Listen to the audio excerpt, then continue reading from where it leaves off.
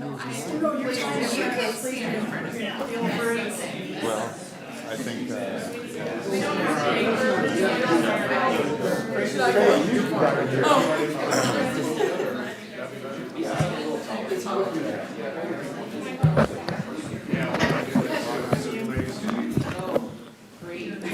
well, good afternoon, everybody. We'll go ahead and get started. Thank you, everybody, for taking time to be here.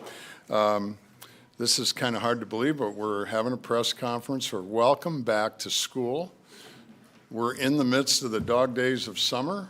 Summer is here, just in case anybody's wondering. But we thought it would be really a perfect time with school only looming a couple, 2-3 weeks away to take a couple minutes to highlight the extraordinary work that took place in this last session, transformative investments for all the kids in public education in Nebraska.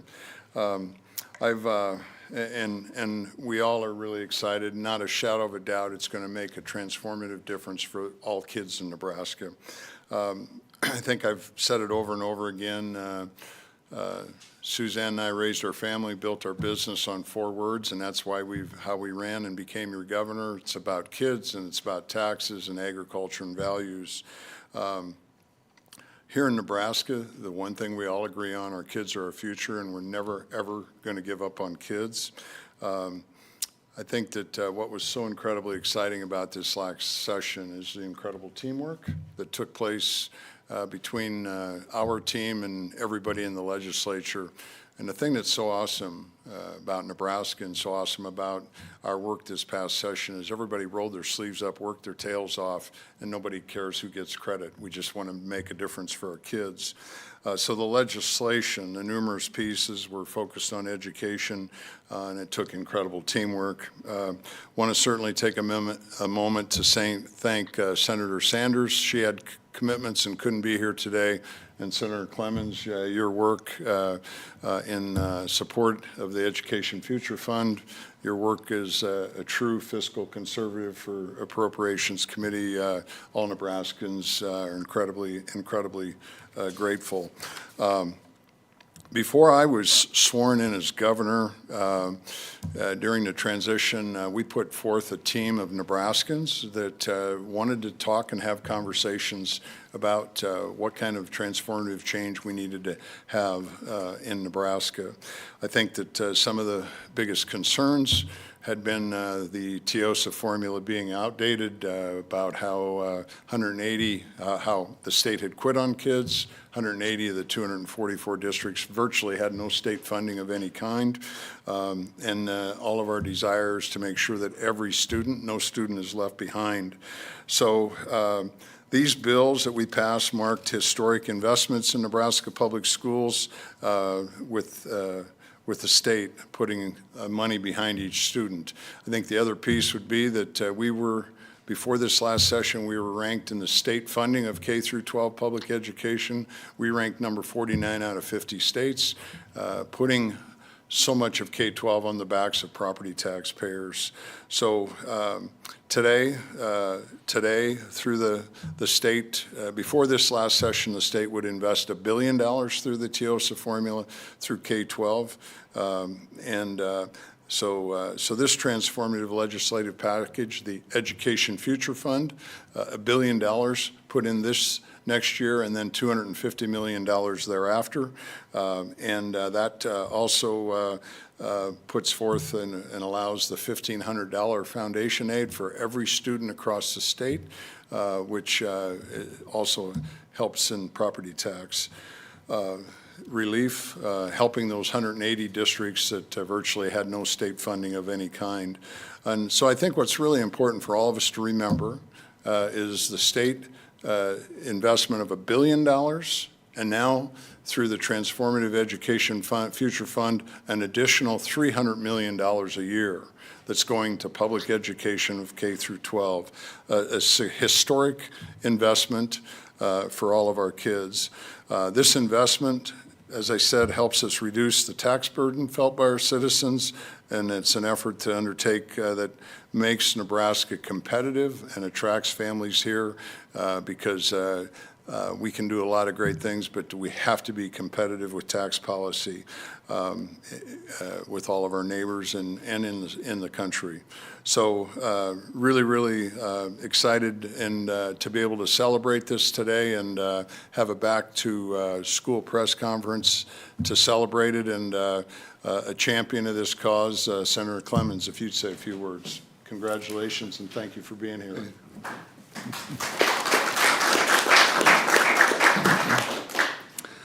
Thank you, Governor Pillen, for inviting me to speak about the 2023 education package and how the kids of Nebraska are our future. It is important to me that we continue to make sure every student has access and resources for a quality education in Nebraska. When the governor asked me in January to introduce a $1 billion bill to create the Education Future Fund, I gasped. As a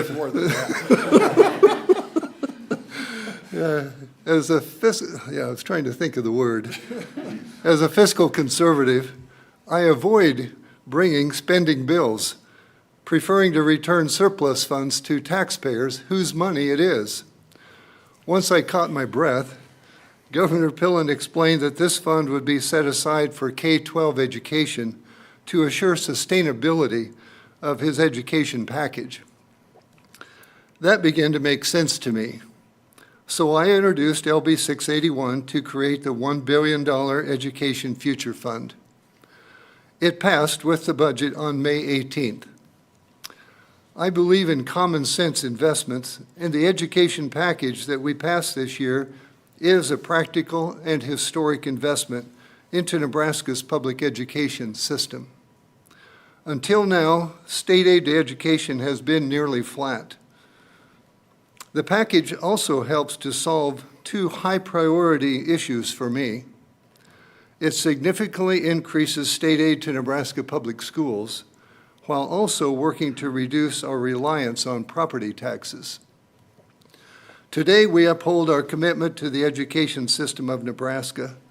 Nebraskans are investing $1 billion to support our students across the state. This investment will ensure that foundation aid for every student and increased special education funding are sustainable for years to come.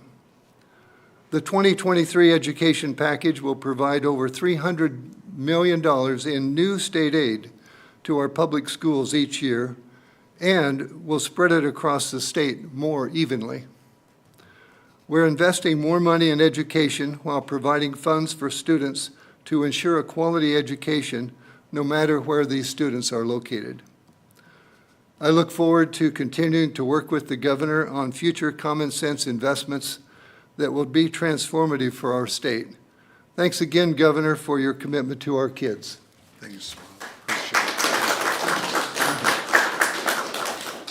I think that thank you, Senator Clemens, and I think the other piece of the Education Future Fund is that the investment, more investment for every kid in every district, the foundation aid for the rural districts, and then obviously our metropolitan districts are incredibly, incredibly important for the future success and growth of our state. And Lincoln Public School Systems educates a boatload of kids and really, really important to the future of our state. And so Dr. Paul Gosman, Superintendent of LPS, thank you for being here, and I invite you up to say a couple words. Thanks, Paul. Good afternoon. Thank you, Governor Pillen, for allowing me on behalf of Lincoln Public Schools and on behalf of the students of the state, educators in the state, to join you today. We appreciate you inviting the Lincoln Public Schools, Governor, to be a part of finding the solutions and being a part of the conversation surrounding how education is funded in Nebraska. I had the opportunity to serve with John Schwartz, Superintendent Millard, who's here, on the Governor's School Finance Reform Committee. Governor Pillen engaged various stakeholders. He listened to varying viewpoints, and we pursued ideas that did and would build consensus. Governor, you made it clear that shifting the funding for special education from local communities to the state was a priority for you, and you did carry through on that promise. As an equalized school district, LPS now expects to receive additional state reimbursement for our special education costs. We went from approximately 40% to 80% of that funding coming from the state. This increased investment to not only provided for those students, but it also assists our local property taxpayers, something Senator Clemens mentioned. In addition, the investment in the Education Future Fund represents an element of stability and sustainability in the governor's plan. The fund prioritizes state equalization formula in an effort to ensure that funding remains for school districts that rely on state funding the most. The work by the governor and the state legislature to provide more dollars for education contributed in part to our current budget proposal just in Lincoln, if I could localize this, decreasing our overall recommended tax levy by 13 cents this year. Purposeful policy decisions by the Lincoln Board of Education have consistently lowered the levy over the last 20 years, but this year we were able to provide a more meaningful reduction in that levy. Nebraskans have always valued local decisions for the benefit of their community's children. Our local school boards have the important task of identifying needs and priorities for our students while managing local taxpayer dollars. School districts are also currently governed by a levy lid and spending authority lid, and the passage this year of LB 243 adds a property tax request cap as well. The most critical element to us in this new cap is the continued focus on local control. School boards elected by their citizens are able to gather feedback from their stakeholders and determine local priorities in education. In my conversations with the governor, we continue to discuss the need for the community to have an avenue to make strategic investments in education. A school district, for example, may want to implement a new program or expand access to early childhood or invest in staff. The provision in LB 243 that allows our Board of Education a flexible range for growth on top of the base revenue growth is critical to the future of education. Governor, we look forward to a continued partnership between state and local leaders to provide all of Nebraska's children with educational opportunities. We enjoyed having you, Governor, visit our classrooms this last school year to see teaching and learning in action. This past spring, we were grateful for your visit, Governor, at Morley Elementary to see how we teach reading in first grade and to have our first grade students share their enthusiasm with you for our great state during Nebraska's birthday celebration. Our kindergarten and staff and our students at McPhee, who are your neighbors down the street here, enjoyed celebrating with you, Governor, on the last day of school and sharing the lessons that they learned about kindness. Governor, you have clearly demonstrated your support of our children and our schools with your willingness to learn about our classrooms and the successes and the challenges. We appreciate you bringing important voices to the conversation when it matters the most, and we look forward to your future visits to our schools and building on this session and the collaboration for success. Thank you.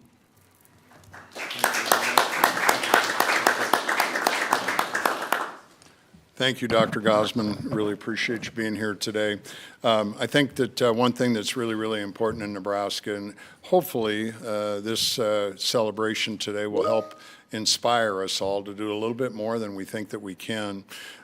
It's really important that parents are fully engaged in the process of educating their children.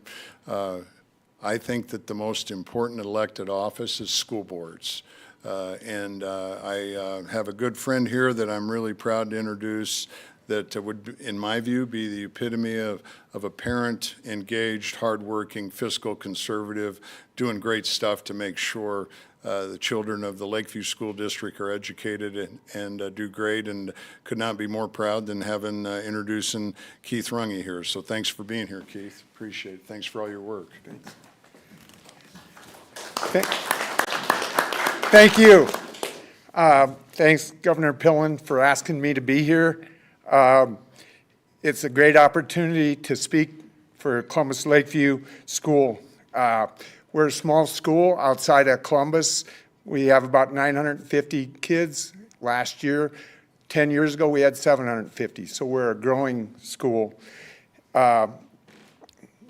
In this new plan, we have right now, we have a 69-cent levy, which we all work. We're a conservative school board, and we work to keep it there, but we want to do what's right for kids. And our budget's like $11.5 million. And in the past, we've got a little over $1 million in state aid between special needs kids, transportation, and with this new plan, we'll get about $3 million. So it'll definitely make an effect to the personal property taxpayers of our district. And I just got a couple quotes, for instance. And we haven't approved our budget yet because we don't get the final numbers till like August 20th on what our evaluation and all that's going to be. But if you take 160 acres of farm ground, and I'm a farmer, so that's kind of what I base it on, and a lot of our taxpayers do. And if you go 72% of that, which we're taxed on, with this new plan, if we're able to drop the levy 10 cents on every 160, it'll drop about $1,150 in taxes for that farmer. And also for household, a $250,000 house, if we're able to drop it 10 cents, it'll save every house owner $250. So this plan will definitely make a difference in the personal property tax, and we're still going to do right by kids and do the right thing, but it'll take pressure off all the personal property tax. And it's just been a joy to be on the board and be involved in this. And one thing my dad told me before I ran, he said, that's a good job. He said, there's nothing more important than your kids and the kids of the community for Nebraska. So it's a big honor to have served on the board for Lakeview.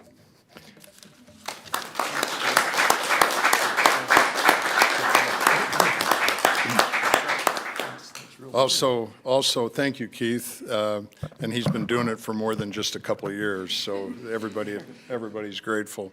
Also want to thank John Schwartz from Millard for being here. Thank you. And Creighton Roth, student from Seward. Thank you, Creighton, for being here. We're excited to watch your senior year and see what chapters are next for you. So in closing, I want to just say, as your governor, it's an incredible privilege to be the 41st governor of Nebraska. I still get goosebumps and pinch myself. It'll never be normal, trust me. But you can be rest assured that my focus is about kids and making sure that we as a state and we as a community never ever give up on any kids. Our work in the education arena has been off to a good start, but we still have a lot of work to do so that every student has a great high-quality education in Nebraska. We have a lot of kids that we need to lift up and keep making a bigger and bigger difference.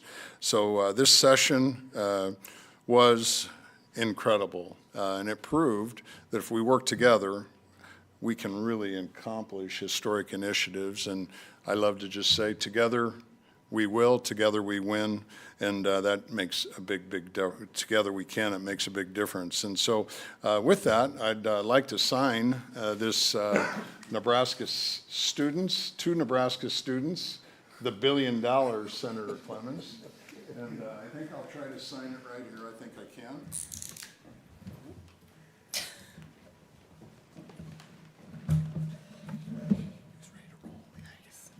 That's redeemable in almost any bank. So thanks a million. Thanks a million.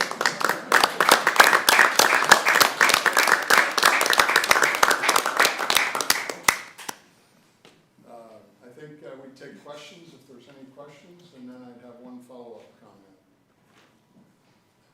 Yes. Is the Education Future Fund for sure going to be budgeted and paid for long term? The NSCA has said that it's just an intent language, but not confirmed after this budget cycle. Yeah, no, it's here for the long haul, and we. Thank you, Grant.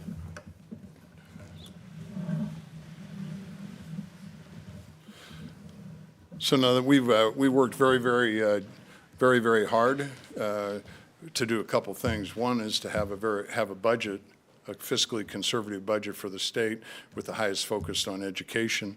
So this budget, this $1 billion and then $250 million thereafter will stand the test of time. And we have a thriving economy, but even in the worst years, we'll still have plenty of money to be able to fund this.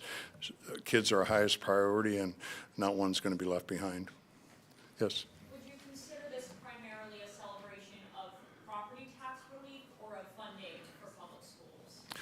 You know, I call it a celebration of, I call them God's blessings, students that have special needs and special education needs. It's an incredible celebration for them.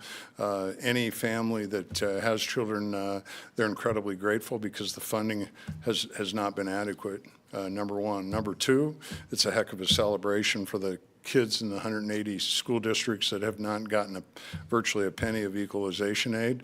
That's a heck of a celebration, and we're not letting any kid behind. And then that is a celebration of dollar for dollar property tax relief.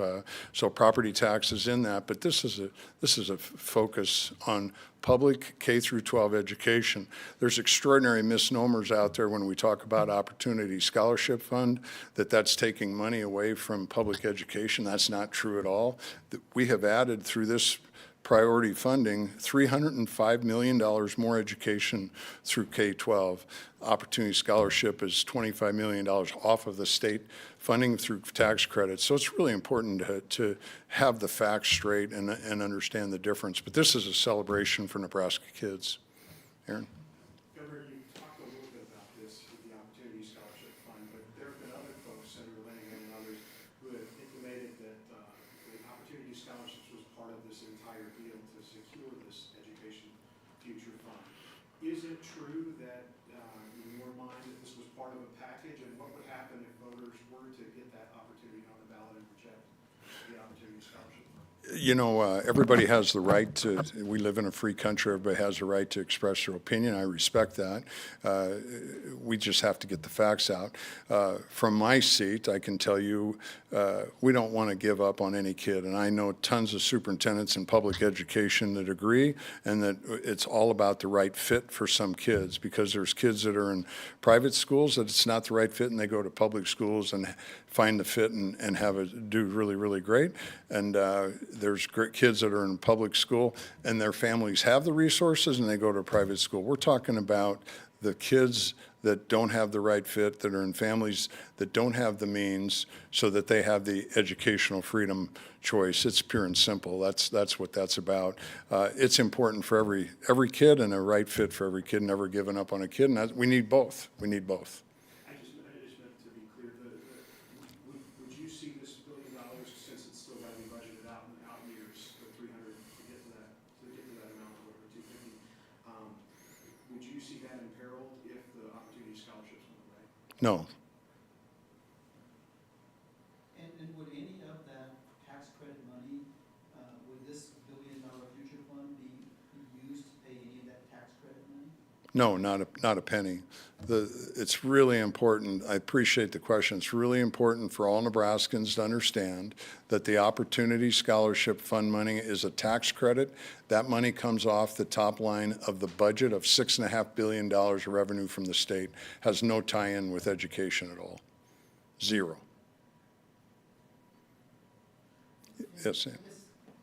Why were you holding this conference on this celebration? I mean, you had a bill signing, after the bill was passed and things like that. And a lot of this was kind of explained. Why do you have another one in the heat of the summer? Well, you know, well, number one, school's just around the corner. I'm going to be bragging about kids and talking about kids as your governor till the cows come home. And I'm going to do it every opportunity that we have. It's just really, really important.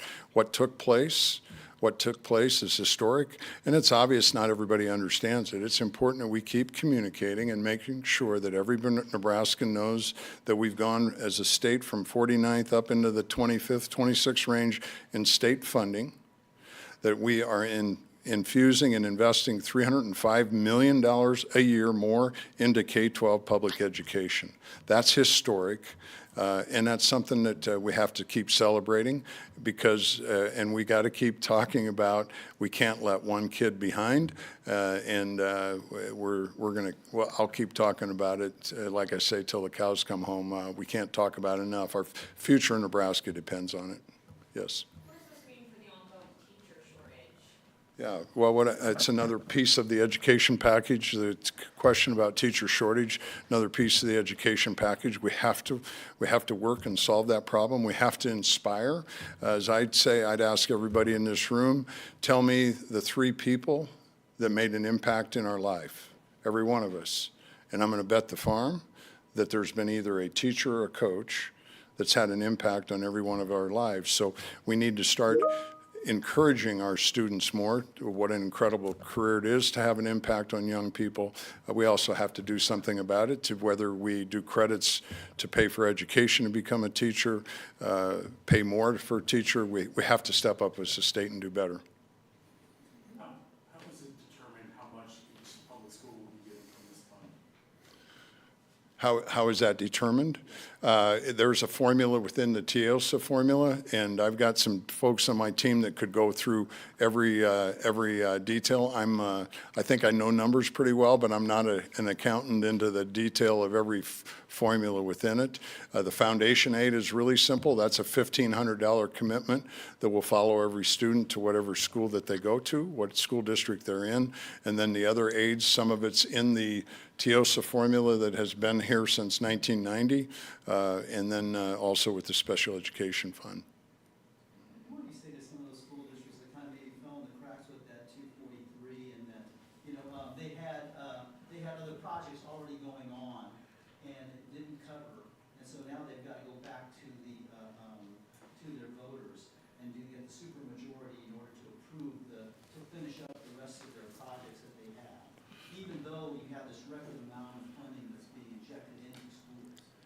Yeah, well, I think that what you're referencing is Senator Breezy's bill that puts a cap on the education funding at 3%.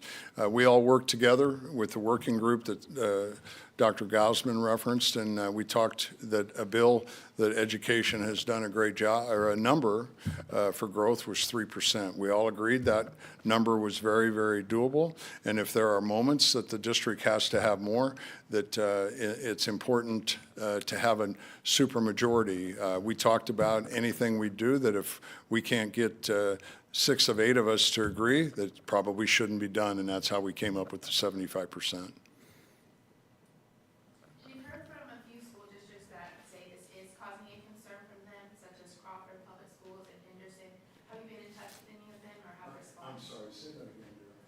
We've heard from a few school districts that say this is causing a problem from them, such as Crawford Public Schools and one in Henderson.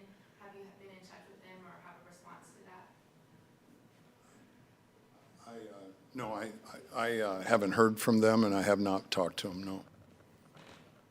And the other concern was this was just a decrease in the increase. How much of that $300 million additional money do you hope will actually reduce property taxes? I think that a number that I think that number one, the $305 million, that will not be dollar for dollar property tax relief. The investments in special education would probably take up, I'm going to say, close to half of that, and I got a couple. Would that be pretty close to? I think that's pretty close to the number.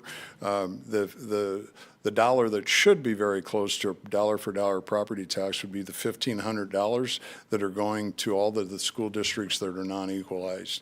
As Keith mentioned for Columbus Lakeview, those dollars that they had very little equalization aid, those dollars outside of 3% growth should be dollar for dollar property tax relief. So roughly $150 million of property tax relief for K through 12 of the non-equalized school districts would be a napkin number.